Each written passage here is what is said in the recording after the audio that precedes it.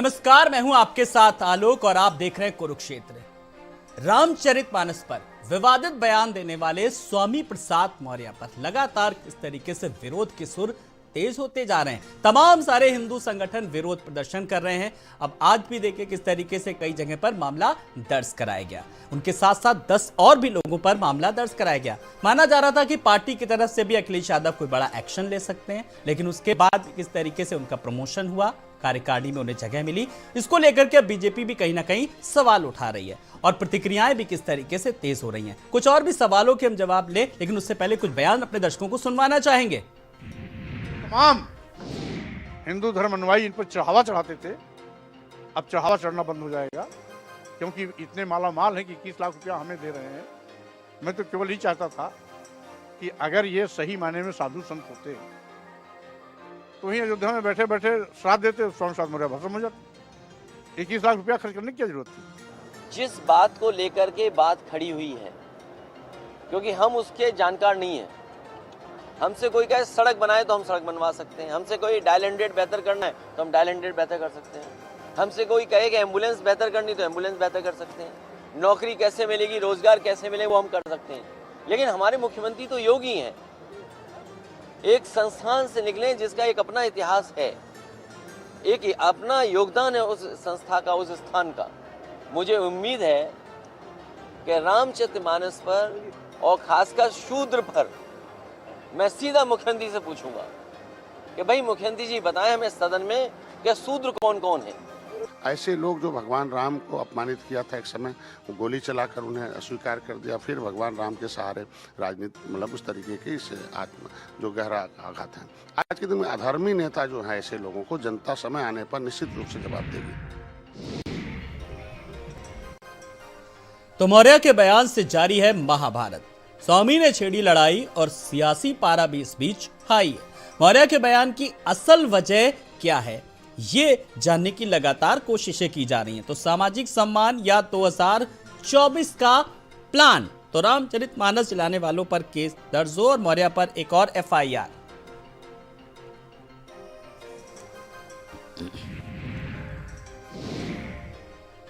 तो जो महाभारत जारी है कैसे थमेगी और इसके पीछे की क्या कुछ असली वजह है, और 2024 के अगर परिप्रेक्ष्य में देखें तो क्या कुछ निकल करके आता है, कुछ ऐसे सवालों के जवाब लेंगे। जल्दी से बिना कुछ देर के आए हुए मेहमानों से अपने दर्शकों का तारुफ करा देते हैं। हमारे साथ प्रशांत कुमार उमराव जी हैं, बीजेपी के प्रवक्ता।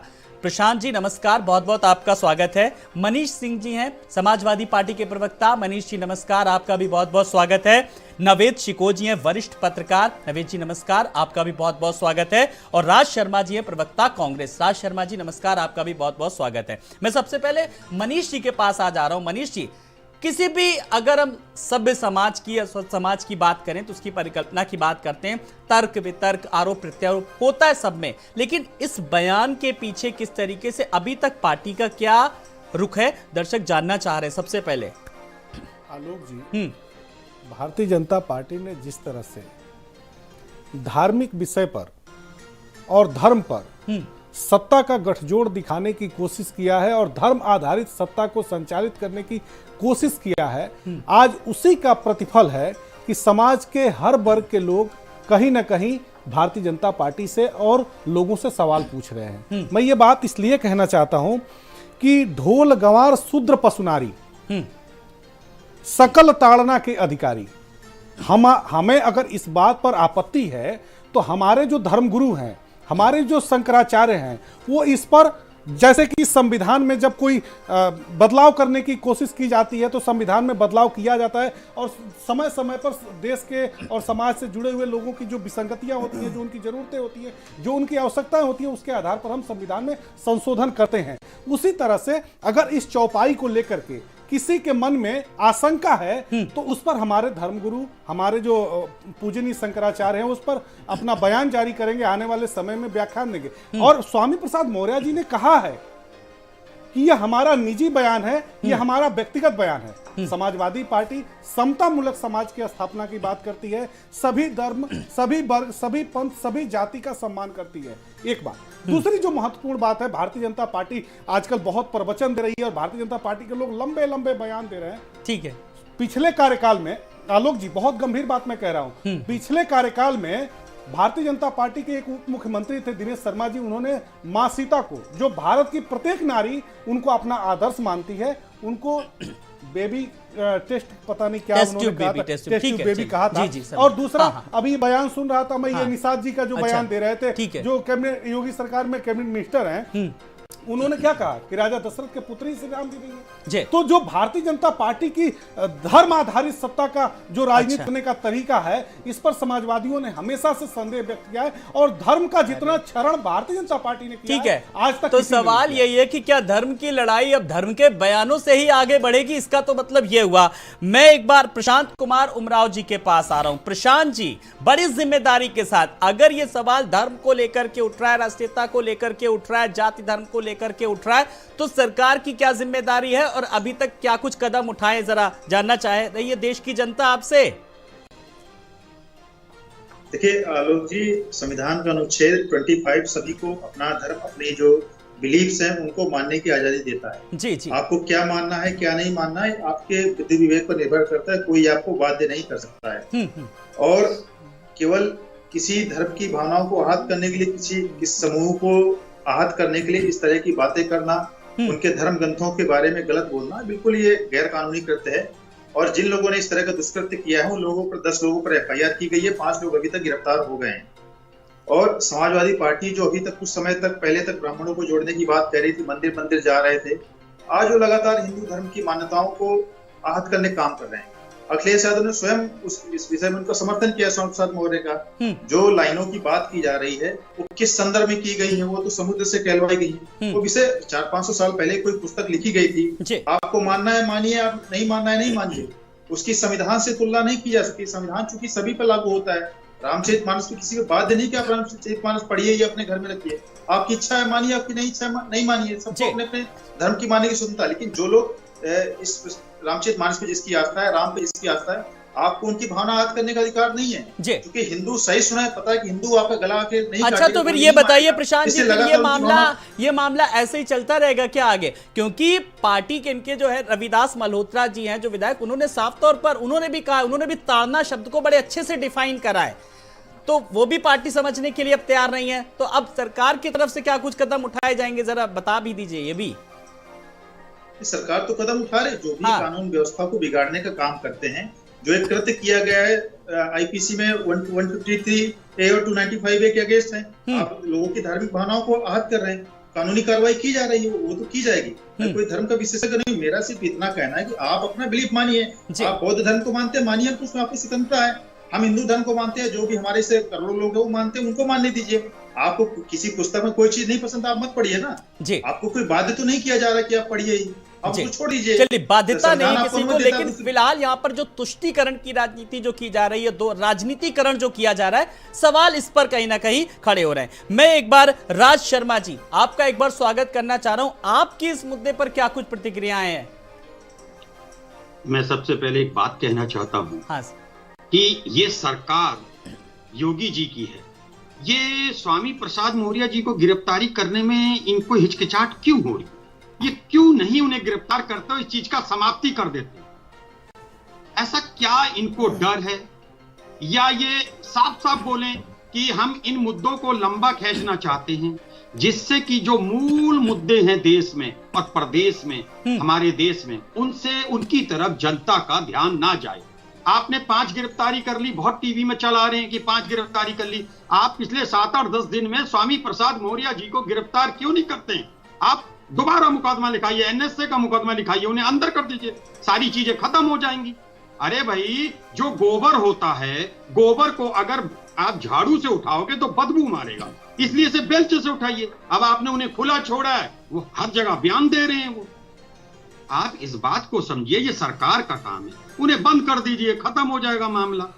अच्छा, तो सरकार को इससे पहले आपने नसीहत देने की ये कोशिश नहीं की क्या? इस संदर्भ में कोई ट्वीट भी नहीं आया? आज मैंने आपको ये फोरम दिया, मौका दिया, तब आपने डिबेट में ये सवाल करा। नहीं, ये हमारे राष्ट्रीय नेता अभी आचार्य, अच्छा, वो उधर भारत जोड़ो यात्रा में समापन में बिजी हैं। नहीं, अभी तो आचार्य प्रमोद कृष्ण जी ने भी कहा, उन्होंने तो FIR तक लिखवा दी जी। भाई, ये सरकार का काम है, सरकार इसको समाप्ति कर सकती है अभी आधे घंटे के अंदर, उन्हें बंद कर दे, जेल में डाल दे। बात खत्म, चर्चा खत्म, देश के मुद्दों में चर्चा शुरू। लेकिन भारतीय जनता पार्टी ये चर्चे को चाहती है कि चले महीनों किसके मूलभूत जो मुद्दे हैं उनसे। लेकिन सवाल ये कि जेल में बंद या कार्रवाई करना ही कोई बड़ा समस्या का समाधान नहीं है। आपके मन में अगर कोई सवाल है तो उस समस्या का समाधान भी तो हो सकता है एक्सपर्ट्स की मदद से, महंत की सहायता से। चलिए, मैं राजनीतिक दलों से नहीं, अब मैं वरिष्ठ पत्रकार नावेद जी के पास आ रहा हूं। नावेद जी, कई दिनों से यह मामला चल रहा है, कार्रवाई भी हुई, फिर यह भी तुष्टीकरण की राजनीति का भी आरोप लगा, कई हिंदू संगठनों ने विरोध किया। लेकिन जब हम बात धर्म की करते हैं, सब अपने अपने धर्म की बात करते हैं, सबके अपने अपने धर्म आइडियल है, लेकिन इस बीच धर्म ही कहीं ना कहीं बदनाम होता है। इस चीज को शायद कोई नहीं समझ रहा है। जी, धर्म जो है, चाहे कोई भी धर्म हो, वो राजनीति का एक पीआर एजेंसी बन गया है और राजनीतिक दलों ने धर्म के जरिए ही अपनी दुकानें चलाने का फैसला कर लिया है। धर्म या जाति, उत्तर प्रदेश का दुर्भाग्य है कि या तो धर्म को सामने लाया जाता है या जाति को लाया जाता है। और जिस बिंदु पे आप बात कर रहे हो, रामचरितमानस, मुझे लगता है, जो मैंने तमाम बयान सुने और जो मैं देखा, जो मैंने समझा, मुझे लगता है कि किसी भी, ये कोई नई समस्या नहीं है, एक नया सवाल नहीं है, ये सैकड़ों साल पुराना एक आपत्ति है, छोटी सी आपत्ति है। किसी भी वर्ग को, किसी भी जाति को रामचरितमानस से कोई आपत्ति नहीं है। सब उसका सम्मान करते हैं। श्री रामचंद्र जी को सब अपना आराध्य मानते हैं। हिंदुओं की हर जाति मानते हैं, यहाँ तक नॉन मुस्लिम तक उनको अपना आराध्य मानते हैं। कोई सवाल यहाँ पर नहीं है रामचरितमानस के ऊपर, कतई नहीं। हाँ, एक चौपाई के कुछ शब्दों को लेकर सवाल उठते रहे हैं और कोई नई बात नहीं है। सैकड़ों साल से एक वर्ग विशेष है जो भारत के उत्तर प्रदेश की आधी से ज्यादा आबादी इस तरह के शब्दों के ऊपर कम से कम सवाल उठाती रही है। और ये उसको एक व्याख्या किस रूप में करती है, वो उसकी व्याख्या करने का तरीका यह है कि ये शब्द हमें परेशान करते हैं, हमें टॉर्चर करते हैं, हमें अपमान करते हैं। वही सवाल उठा और ये प्योर पॉलिटिकल मामला है। मुझे लगता है समाजवादी पार्टी को लगता है कि बीजेपी से लड़ने के लिए हमें जाति की को आगे लाना होगा। और इसे आपके इसी सवाल को जवाब को मैं मनीष, इस सवाल को आपके पास ला रहा हूं। मनीष जी, जब मैं डिबेट करने आया तो सबने कहा था समाजवादी पार्टी के प्रवक्ता आएंगे, मनीष जी उनसे एक सवाल जरूर पूछना। ये कहीं ना कहीं तुष्टीकरण की राजनीति और एक खास जाति वर्ग को आप लोग खुश करने की कहीं ना कहीं कोशिश की जा रही है और दो धड़ों में बांटने की कोशिश की जा रही है। इस सवाल का जवाब जल्दी से। आलोक जी, हाँ, समाजवादी पार्टी ने कभी भी देश में बंटवारे की राजनीति को ना तो प्रश्रय दिया और ना ही समाजवादी पार्टी ने कभी बंटवारे की राजनीति किया है। एक बात। दूसरी जो महत्वपूर्ण बात है आलोक जी, समाजवादी पार्टी हमेशा से समतामूलक समाज की स्थापना की बात करती है, हर जाति, हर धर्म, हर पंथ के सम्मान की बात करती है। और सबसे बड़ा जो आज के समय में सवाल है, भारतीय जनता पार्टी नारी के सम्मान की बात करती है। लेकिन कुछ दिन पहले आपने देखा होगा, ब्लॉक प्रमुखी का चुनाव हो रहा था और भारतीय जनता पार्टी के नेताओं ने जिस तरह से महिला उम्मीदवार की साड़ी को खींचा, पूरे देश ने देखा उस नग्नता जो भारतीय जनता पार्टी ने दिखाने की कोशिश किया।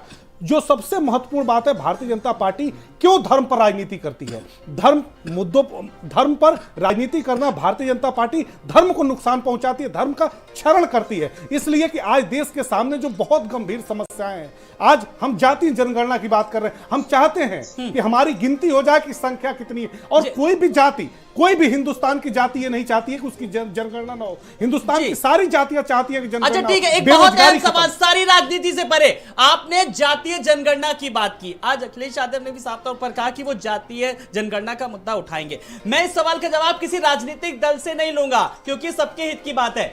नावेद जी, जातीय जनगणना की बात करें, किस तरीके से बिहार में सवाल उठाया जाने लगा, बिहार में कदम उठाया गया है।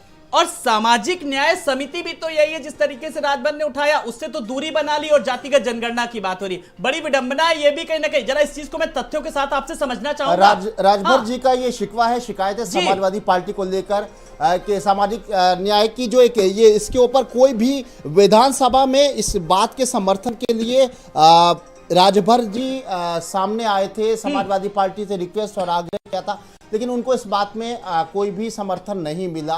दूसरी चीज़ ये कि जातिगत जनगणना का जहाँ तक सवाल है, ये दोनों बिंदु विधानसभा चुनाव से पहले थे और ये कमिटमेंट दोनों पार्टियों में हुआ था, राजभर और समाजवादी पार्टी में, लेकिन बाद में रिश्ते दोनों के खराब हो गए। लेकिन एक चीज़ को मानना पड़ेगा कि कभी कभी क्या होता है कि जब जंग हो रही होती है तो हथियार जब हम इस्तेमाल करते हैं और वो हथियार काम नहीं आता है तो हम दूसरा इस्तेमाल करते हैं।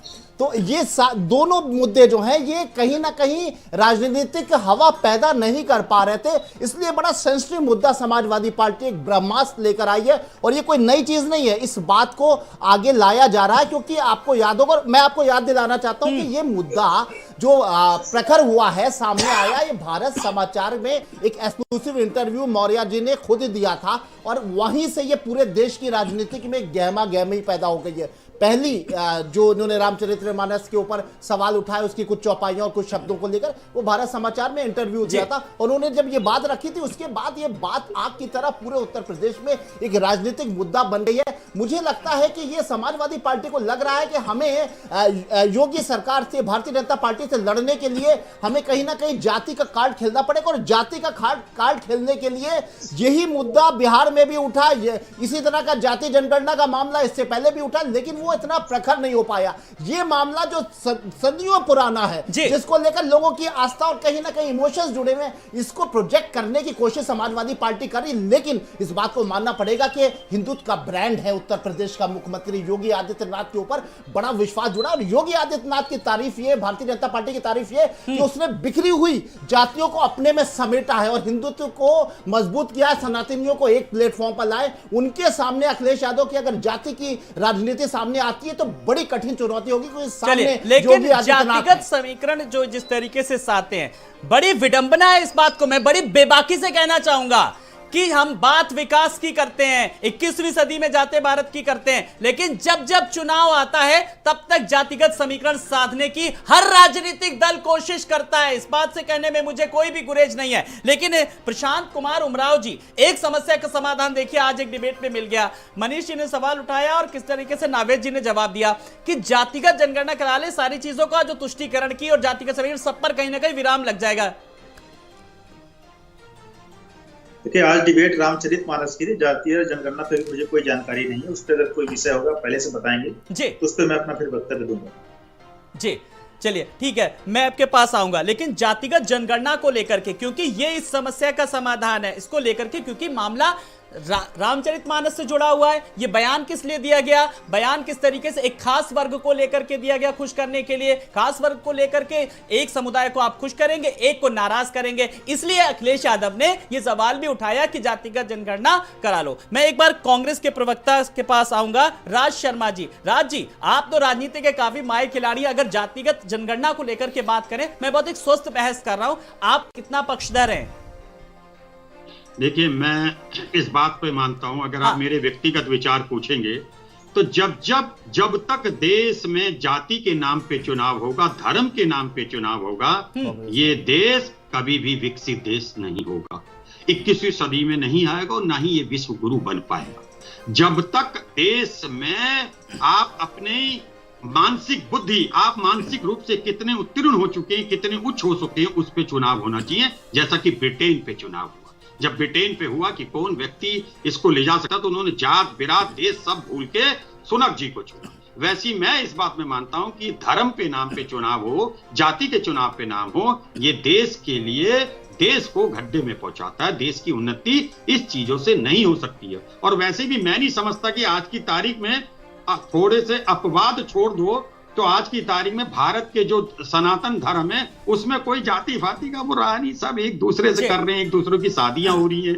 सब हो रहा है। अब थोड़े से आदमी स्वामी प्रसाद मौर्य जी जैसे कहते हैं, लेकिन मैं इसमें मुझे एक और शक लगता है कि संविधान में भी लिखा है कि हमें सबसे पहले ये देखना है कि अंतिम पायदान पे जाके किसका बेनिफिट हो रहा है, किसको फायदा पहुंच रहा है। तो मुझे तो लग रहा है ये जो जितने भी ये कांड हो रहे हैं, इस पे सबसे ज्यादा फायदा जो पहुंचता है वो भारतीय जनता पार्टी को ही पहुंचता है और किसी को नहीं पहुंचता है, क्योंकि ये लोग माहिर हैं इस मामले में जी, ये लोग माहिर हैं इस मामले में। तो मेरा ये मानना है कि जो भी हो रहा है गलत हो रहा है। और लास्ट में एक बात जरूर कहना चाहूंगा कि आप जाति और धर्म से जब ऊपर उठेंगे, जब देश का कल्याण होगा, देश की जनता का कल्याण होगा, उससे पहले देश का ना जनता का कल्याण। प्रशांत कुमार उमराव जी, देखिए लगातार विपक्ष सवाल उठा रहा है, लेकिन जब मैं ग्लोबल इन्वेस्टर समिट को देखता हूं, सवाल आप उठाइए, लेकिन G20 की देखते किस तरीके से अध्यक्षता भारत कर रहा है, युवाओं को रोजगार की बात की जा रही है, विकास की तो बात की जा रही, फिर भी आखिर क्यों सवाल उठा रहा है विपक्ष? देखिए, भारतीय जनता पार्टी मोदी जी के नारे सबका साथ, सबका विकास, सबके विश्वास के नारे पर काम करती है। हम जो भी हमारी जो गरीब कल्याण की योजना है, उसका लक्ष्य होता है कि जो आम अंतिम व्यक्ति है पंक्ति का, वहां तक उसकी अंत्योदय के सिद्धांत के अनुसार वहां तक उसकी योजनाओं का लाभ पहुंचे। हम किसी जाति धर्म के आधार पर भेदभाव नहीं करते, ना ही जाति धर्म के आधार पर किसी को लाभ पहुंचाने का काम करते हैं। आज जितनी भी हमारी योजनाएं चली उसका लाभ गरीब जनता को, SC ST OBC वर्ग को मिला है। हम केवल ये जाति के बीच में लड़ाने का, धर्म के बीच में लड़ाने का, ये बाकी पार्टियां जो विपक्षी पार्टियां वो ये सब काम करती रही हैं। और आज हमने जो समय सामंजस्य बिठा करके, समय समानता बिठा करके काम करने का काम किया है, उन लोगों का वोट खिसक रहा है। इसलिए वो लोग वर्ग संघर्ष कराना चाहते हैं, समाज के विभिन्न वर्गों में झगड़ा लगाना चाहते हैं। हम तो सभी को जोड़ने का काम कर रहे हैं। हमने तो किसी को तोड़ने का काम नहीं किया। हमने कोई, हमारे 8 साल के शासनकाल में देश में और 6 साल के शासनकाल में उत्तर प्रदेश में कोई दंगा नहीं हुआ। सभी लोग शांतिपूर्ण तरीके रह रहे हैं। अगर कोई दंगा या किस तरह की अपनी घटना होती है उससे हिंदू का भी लॉस होता है, मुस्लिम का भी लॉस होता है। आज उत्तर प्रदेश के मुसलमान भी प्रसन्न है, शासन से प्रशंसा कर रहे हैं कि हमारा कोई उत्तर प्रदेश में दंगा नहीं हुआ। वो भी बिजनेस व्यापार कर रहे हैं, योजनाओं का लाभ सबसे अधिक रूप से उठा रहे हैं। तो उनका वोट बैंक खिसला है, चाहे आजमगढ़ के चुनाव में हो या रामपुर के चुनाव में। इसलिए वो अपने वोट बैंक की चिंता के लिए, एक वर्ग को तुष्ट करने के लिए इस तरह के बयान लगातार कर रहे हैं। अच्छा, चलिए मनीष जी से पूछ लेते हैं। मनीष जी, क्या वाकई में ये सब सिर्फ 2024 के लिए है या आगे की राजनीति के लिए? आलोक जी, भारतीय जनता पार्टी का राजनीतिक चरित्र हमेशा से यह रहा है कि भारतीय जनता पार्टी के कोई भी नेता से आप पूछेंगे तो एक ही बात वो लोग कहते हैं कि हम लोग चुनाव के लिए 24 घंटा तैयार रहते हैं। लेकिन समाजवादी पार्टी हमेशा से गांव गिराव की बात करती है, खेत खलियान की बात करती है, किसान मजदूर की बात करती है।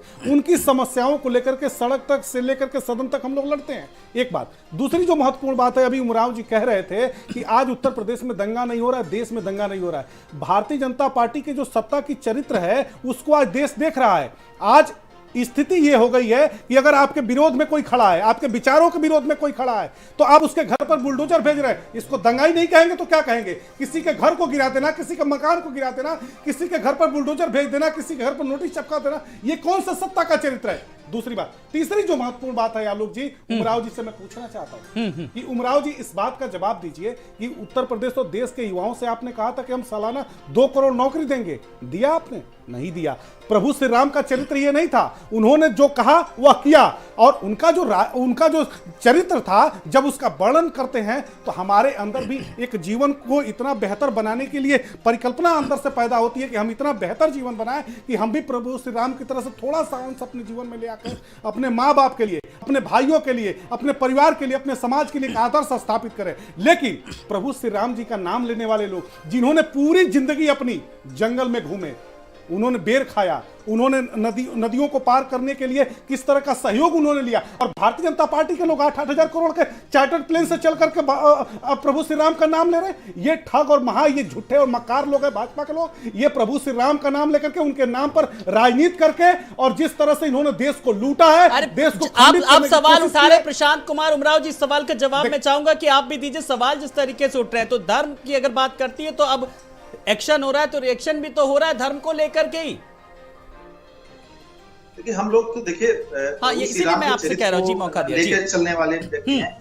और जो लोग रामचरितमानस पे सवाल उठाए हैं, राम जी के जीवन पर सवाल, रामचरितमानस पर किसी ने सवाल नहीं उठाया। रामचरितमानस पर किसी ने सवाल नहीं उठाया है। प्रभु श्री राम जी का जो चरित्र का जो वर्णन किया गया है, उसमें मात्र 2 पंक्तियों पर हमने सवाल उठाया है, और हमने डंके की चोट पर कहा है कि हमारे जो शंकराचार्य जी हैं, अगर वो जो बात कहेंगे हम मानने को तैयार हैं।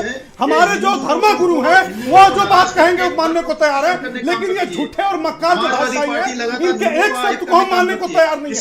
ये प्रभु श्री राम के नाम लेकर के ये सत्ता हासिल करके जनता का दोहन कर रहे हैं, जनता को लूट रहे हैं, देश को नुकसान पहुंचा रहे हैं। ये भाजपाई इतने बड़े मक्कार हैं कि प्रभु श्री राम का नाम लेकर के देश को ठगने का काम कर रहे हैं। इन लोगों को इसलिए आज उनका वोट बैंक खिसक रहा है, कोई इनका वोट नहीं देना चाहता।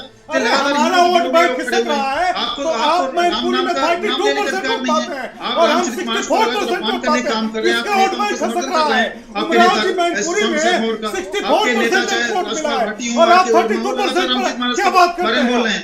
आप कैसे प्रभु राम का नाम अपने मुंह से ले सकते हैं? क्या चर्चा चल रही है? मुझे फ्रेम में लाया जाए। लेकिन ये चर्चा क्या चल रही है? श्री राम की बात चल रही है। नावेद जी, देख रहे हैं आप किस तरीके से जो डिबेट चल रही है। मैं कुछ और मुद्दों को लेकर के बात कर रहा था। सुनिए, जब हम भगवान श्री राम की बात करते हैं, शबरी के जूठे बेर खा करके जो कास्ट बैरियर होता है, बैरियर, वो उन्होंने तोड़ा, और यहाँ पर उसी पे हम चर्चा कर रहे हैं। बात हम भगवान श्री राम की कर रहे हैं। ये भी बड़ी विडंबना है। नावेद जी, भी है। अपनी दर्द ये कराइएगा। ये प्रशांत जी ने मैं क्यों कहा कि प्रभु श्री राम के नाम हम मुझे नहीं वरिष्ठ पत्रकार से सवाल पूछने देखिए, दीजिए, सवाल आपको इस बात आपत्ति का हो सकती है कि जी। दुर्भाग्य है कि श्री रामचंद्र जी का नाम राजनीति में लाना, मैं समझता हूं कि ये ठीक नहीं है, क्योंकि बहुत बड़ा चरित्र है और बहुत बड़ा विश्वास इस दुनिया और देश का है उस चरित्र के साथ में। मैं नहीं समझता हूं कि वो नाम लाना चाहिए किसी विवाद में, और उनका कोई मतलब ही नहीं है इस विवाद से। देखिए, सीधी सी बात मैं बताना चाहूंगा, और सब जानते हैं कि उत्तर प्रदेश में आधी से ज्यादा जो आबादी है, जो वोटर है, वो पिछड़े और अति पिछड़े हैं। इस बात में कोई शक नहीं कि पिछड़े और अति पिछड़े वर्षों से कुछ पंक्तियों को लेकर कतई नहीं रामचरितमानस के साथ हैं, वो उसका सम्मान करते हैं, श्री रामचंद्र जी का सम्मान करते हैं, वो उनके भगवान हैं, पूरे देश के भगवान हैं। लेकिन कुछ शब्दों को लेकर पिछड़े और अति पिछड़े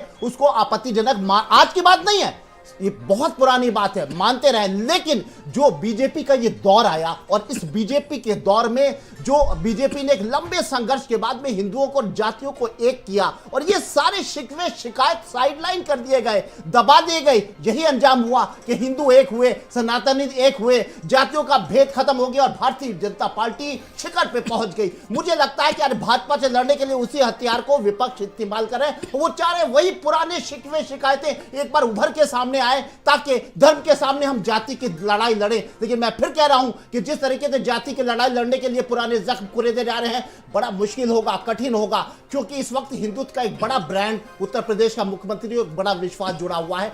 हिंदुत्व को, उन जातियों को तोड़ पाना इस वक्त अखिलेश यादव या समाजवादी पार्टी या किसी भी अन्य विपक्षी दल के लिए कठिन है। लेकिन ये लड़ाई जो है दोनों तरफ से बड़ी दुर्भाग्यपूर्ण है और दुखद बात है। इस बात में कोई शक नहीं है कि भारतीय जनता पार्टी ध्रुवीकरण और तुष्टीकरण की राजनीति, ध्रुवीकरण की और बंटवारे की और धर्म के बंटवारे की राजनीति करते हैं। उसके जवाब में विपक्षी दल, खासतौर से समाजवादी पार्टी और बसपा, वो जाति की राजनीति करती है। और ये दोनों लड़ाइयां जो है, ये दोनों मुद्दे और दोनों विचार जो है इस उत्तर प्रदेश की जनता के लिए निराशाजनक इसलिए है क्योंकि उत्तर प्रदेश की जनता को रोजगार चाहिए है, सुरक्षा चाहिए है और महंगाई से छुटकारा चाहिए। लेकिन इस वक्त जो चुनावी पिच पे जो मैच हो रहा है ना, ये बहुत खतरनाक है और उत्तर प्रदेश के एक तरफ धर्म है और दूसरी तरफ जाति है। अच्छा, राज शर्मा जी, नावेद जी ने देखे किस तरीके से बात की, भाई युवाओं को क्या चाहिए, एक अदद रोजगार। जब सभी राजनीतिक दल धर्म और जाति की बात करेंगे तो विकास का मुद्दा कौन उठाएगा? इसीलिए मैंने आपसे स्पेशली सवाल किया। मैं आपसे एक बात कह दूं कि जहां तक हमारी पार्टी का सवाल है, हम लोग सब जातियों पे विश्वास रखते हैं, हम जाति की राजनीति नहीं करते, हम किसी भी राजनीति की बात नहीं करते। और रही बात अब आज मौजूदा हालत की, तो भारतीय जनता पार्टी का जो चरित्र है, वो चरित्र ये है कि मुंह में राम, बगल में ईंटें, मिल गए राम तो उनको पीटे। ये लोग सिर्फ राम मंदिर, अयोध्या, कहीं कुछ क्रूज चला दिया, ये भटकाते हैं। मेरी पार्टी किसी, हम लोग जानते हैं, हमारी पार्टी के बिल्कुल क्लियर है हमारी पार्टी का कि हम लोग, हमारे देश में विभिन्न प्रकार की जातियां रहती हैं और जितना हक मेरा है ब्राह्मण होने के नाते, उतना एक पिछड़े वर्ग के व्यक्ति का भी है, उतना ही शेड्यूल कास्ट का भी है, उतना ही सिख का है, उतना ही ईसाई का है, उतना ही मुसलमान का है। तो हमारी पार्टी का कंसेप्ट क्लियर है, हमारी पार्टी का कंसेप्ट क्लियर है। हमारी पार्टी की जब सरकार होती थी तो जाति बाती की बातें कम चलती नहीं थी। यही भी जब से भारतीय जनता पार्टी आई, इन्होंने एक तो भारतीय जनता पार्टी पता नहीं क्या बताना चाहती है। अरे एक इनको लगता है जो बीजेपी की पार्टी में वो हिंदू है, बाकी कोई हिंदू नहीं है। तो आप इस बात को मान लो कि आपको 30, 32, 40% जो वोट मिल रहा, इसका मतलब ये नहीं कि खाली वही हिंदू है। इसलिए आप लोग, इस वक्त आपके पास सत्ता है, देश को बचाने की भी जिम्मेदारी आप ही पे है। आपका सारा जितना भी आपका भ्रष्टाचार है, जो आप नहीं कर सकते, आपसे पूछो कुछ, कह दोगे विपक्ष के लिए। अरे भाई, आप राहुल जी की यात्रा के पीछे पड़े रहे थे, अरे यार इसी को खत्म कर देते, क्या फर्क पड़ रहा है आपको? क्यों नहीं स्वामी प्रसाद मौर्य जी कैसे कहे जाने, आप कैसे कहने दे रहे हैं? आप तो बुलडोजर भेज देते हैं। अभी आपने कल रामचरितमानस जलाई, आज 5 को गिरफ्तार कर लिया, दुखती नब्ज वालों को पकड़ लिया, छोटे लोगों को, स्वामी प्रसाद मौर्य जी को बंद कर दिया। मेरा आपके चैनल के माध्यम से मैं निवेदन करता हूं, बस यही एग्रेशन बनाए रखिए तो आप एक अच्छे सशक्त विपक्ष के रूप में सर बनेंगे, साबित होंगे। पूरी ये हमारी शुभकामनाएं भी आपके साथ हैं। चलिए मनीष जी, एक सवाल का जवाब एकदम दिल से दीजिएगा।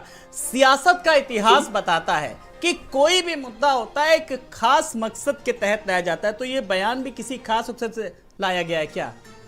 हाँ ठीक है सर, ये मनीष जी से मेरा सवाल है। ठीक है आलोक जी, जी एक तो मैं पहले अपनी बात शुरू करने के पहले प्रशांत कुमार जी को दुरुस्त करना चाहता हूँ। जी, इन्होंने कहा कि प्रभु श्री राम का ये लोग नाम कैसे ले लेते हैं। प्रभु श्री राम जी कौन है प्रशांत जी?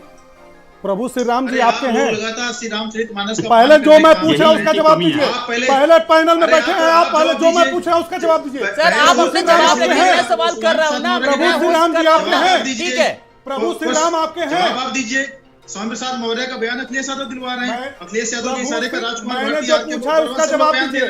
प्रभु श्री राम जी आपके हैं। आपसे श्री सवाल राम पूछा आपके जा रहा हैं। है। आप तो लोग तो रामचरित भारतीय जनता पार्टी वाले इतने गद्दार और मक्कार हैं कि जिन्होंने भगवान तक को नहीं छोड़ा सत्ता के लालच में, जिन्होंने भगवान तक की सत्ता पर आज पहुंचाई है, इन गद्दारों को भगवान को छीन ये लिया। देश में जो भगवान के नाम पर राजनीति कर सकते हैं, सत्ता के लालच में उनके सामने ले सकते हैं। जिस आप राम का नाम कैसे ले सकते हैं? क्यों नहीं राम लेंगे? मंदिर के विरोध में समाजवादी पार्टी क्यों नहीं लेंगे? राम भक्तों पर गोली चलाने प्रभु वाली श्री राम के समाजवादी नाम, पार्टी थी। प्रभु श्री राम के नाम, क्या प्रभु श्री राम, प्रभु श्री राम सिर्फ आपके हैं। राम मंदिर के विरोध में आप लोग खड़े कृष्ण रहे। जी आपके हैं। आप तो प्रधान जी बोलिए नहीं, आप तो बोलिए नहीं। आप आप ही के प्रधानमंत्री ने मुलायम सिंह यादव जी को पद्म भूषण दिया है। आप उनसे सवाल करिए फिर क्यों दिया है।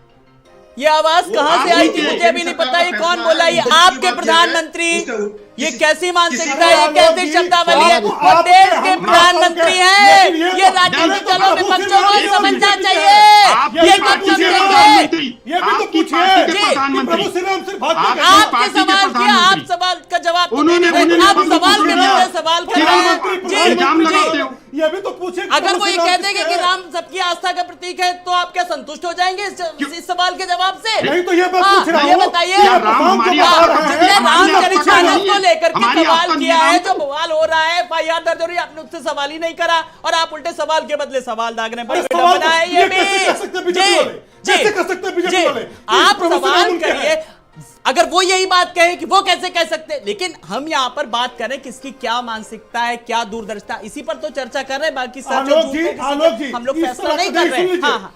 सुन लीजिए, हाँ। संविधान में जिस तरह से संवैधानिक पदों पर बैठे हुए लोग सभी के होते हैं, उसी तरह से धर्म के जो हमारे महापुरुष हैं, देवी देवता हैं, वो सबके होते हैं। अगर इस आपके चैनल पर इस तरह की बात की जाएगी किसी भी प्रवक्ता के द्वारा तो ये बहुत गलत अच्छा, बात तो है, अब आप दलील बताइए दलील बात है। कैसी बात की जाएगी, जरा बताइए। आप आज आपको आप क्या आप बुरी बता लग दीजिए। गई? कभी हाँ, भी ठीक है, कभी हाँ, भी जी, किसी के दल के द्वारा जी। ये नहीं कहा जाएगा वाह। कि ये देवता हमारे हैं, जी। ये उनके नहीं है, जी। ये नहीं कहा जाएगा। और कहा जाएगा तो जी। हम लोग पार्टिसिपेट नहीं करेंगे। स्पष्ट मैं कह रहा हूँ। जी, नावेद जी, अरे आप रामचरितमानस को गाली क्यों दे रहे हैं? आप बताइए। अरे, राम भक्तों पर अरे, गोली समाजवादी अरे, पार्टी ने अरे, चलाई। बाबू राम मंदिर का विरोध प्रशांत समाजवादी जी, पार्टी ने बाबू किया। प्रशांत आप कैसे जी, राम को अपना कह सकते बाबू हैं? प्रशांत आप जी, लोगों ने तो राम हमने- भक्तों पर अरे, गोली सुन तो चलाई। लीजिए। रामचरितमानस पे आप अरे, गाली दे सुन रहे हैं, तो उसका लीजिए। जवाब नहीं दे रहे हैं। हमारे आप सबका पूर्वज आस्था माननी चाहिए। हमारे हम तो पूर्वज स्वीकार डॉक्टर करते हैं राम भाई, मनोहर राम लोहिया जी मंदिर ने बनवा रहे हैं। रामायण राम मेला भक्त तक हमारे लगाया हैं। है। आप कभी हमारे गलती पूर्वज छोड़ डॉक्टर कर राम सकते मनोहर हैं। अरे लोहिया प्रशांत जी ये जरा ये कहा था बताइए कि इस क्या देश राम में पे मैं राजनीतिक अपनी लोगों आस्था को प्रकट कर शिव सकता जी का हूँ? नेत्र होना चाहिए, इतना प्रभु श्री मेरे राम पे का अधिकार शासन है होना नहीं है। चाहिए और कृष्ण का प्रेम होना चाहिए।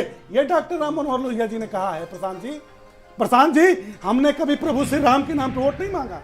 हमने आप कभी किसी के नाम रामचरितमानस पे से वोट बात नहीं करिए। मांगा। अखिलेश यादव के इशारे पर रामचरितमानस को गाली दी जा रही है और केवल स्वामी प्रसाद मौर्य ने अभी उनके तो नेता- चलिए अभी मुद्दा ये प्रधान नहीं कि मंत्री किसके शिकार इशारे पर हो गए चलिए, और आपकी चलिए, पूरी ठीक पार्टी है, से राजनीतिक शिकार दलों से अगर चुनी मैं लगा दी सवाल आपकी करूंगा पार्टी। तो जवाब भी अखिलेश यादव ने उनके राजनीतिक बयान का दल सपोर्ट इसी किया है। तरीके का देंगे। एक सरकार फाइनल कमेंट आपकी आज है की ना। डिबेट का, ठीक है। मैं नावेद जी कुल मिलाकर के इस राजनीतिक बयानबाजी के पीछे आप किस तरीके के इस बयान को किस राजनीति के चश्मे से देख रहे हैं, किस तरीके से? देखिए, ये पहले कहा जा रहा था कि कंधे पे बंदूक रखी जा रही है और किसके इशारे पर। अब तो ये बात नहीं कही जाएगी क्योंकि अखिलेश यादव जी ने खुल कर इस तरह की बात खुद रख दी है। आपत्ति उन्होंने खुद जता दी है। मैं दो बिंदु बहुत कम समय में कहूंगा। पहली चीज तो ये रामचरितमानस के ऊपर किसी ने सवाल कभी ना उठा सकता है, ना किसी की हैसियत है इस भारत में उठाने की। मैं बस एक 5 सेकंड दे दीजिए। पहली चीज, एक सर्वे करा लीजिए, कोई उसके खिलाफ नहीं, सब सम्मान करते हैं। दूसरी बात, भारतीय जनता पार्टी के अपने मित्र के सामने एक बात रखना चाहूंगा। भारतीय जनता पार्टी में अगर सर्वे करा लिए, जो आधे से ज्यादा उनका वोट, उनका समर्थन करने वाला पिछड़ा और अति पिछड़ा है, उनमें सबको इस बात पे आपत्ति होगी 2-4 शब्दों पे। आप खुद सर्वे करा के देख लीजिए। भाजपा के वो समर्थक, पिछड़े, वो दलित जो आपको वोट देते हैं, उनके बीच करवा लिए 2-4 शब्द ऐसे हैं, उस पर आपत्ति थी और शायद भी रहेगी। जी, चलिए, आप सब मेहमानों का बहुत बहुत शुक्रिया। प्रशांत कुमार उमराव जी आपका भी, मनीष जी आपका भी, नवीश शिको जी आपका भी, राज शर्मा जी आपका भी बहुत बहुत शुक्रिया।